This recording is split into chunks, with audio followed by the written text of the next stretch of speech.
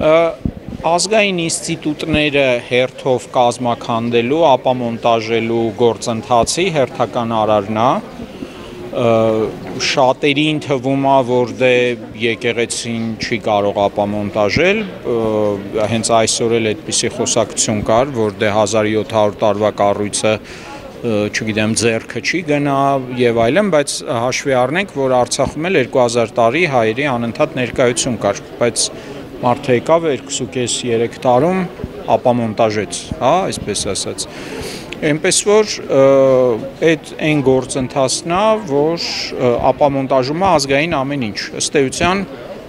փորձում է ընդհանրապես ազգը ապամոնտաժել, որտեղ նույն այսպիսի գործընթացներ ոչ այդքան երևացող, բայց գնում են Սփյուռքում, գնում են այլ, հա, այսպես ասեմ, ֆուտբոլից սկսած, բանակից սկսած, եկեղեցով վերջացած ամեն ինչ փորձում են քանդել, ձևախեղել, փոխել, տրանսֆորմացնել, որ տակը հայկական բան չմնա։ Ու ակնհայտ է պատվիրատուները ովքեր են այդ գործընթացի, ու ակնհայտ է ում կողմից է խաղում Նիկոլ Փաշինյանը, ինչ վերաբերվում այն բանին, թե ինչի հետ քաշեցին այս պահին զորքը, ինձ թվում է դա ուղղակի դրվագային պահ է, էլի բազում անգամներ կփորձեն, առաջի անգամ չի, հա, որ ինչ-որ բանի վրա հարձակվում են, մի անգամից չի ստացվում,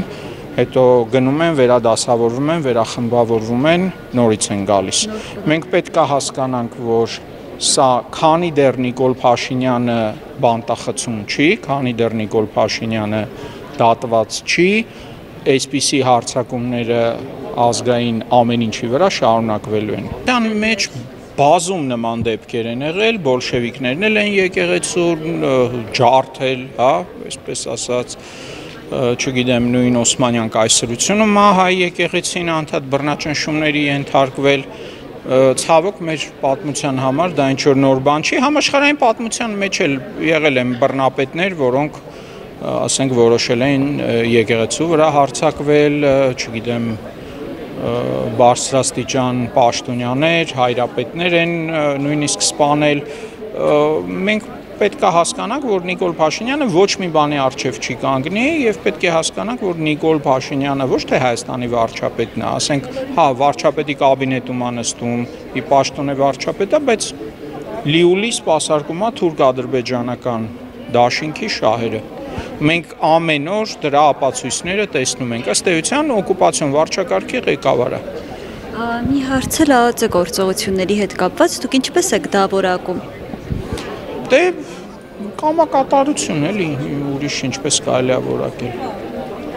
Եթե ԱԱԾ-ն լիներ իսկապես ազգային անվտանգության ծառայություն, վաղուց արդեն Նիկոլ Փաշինյանին եւ իր հանցակիցներին ձերբակալել են։ Ցավոք իրանք գերադասում են իրենք էլ հանցակից լինեն այս ամեն ինչում։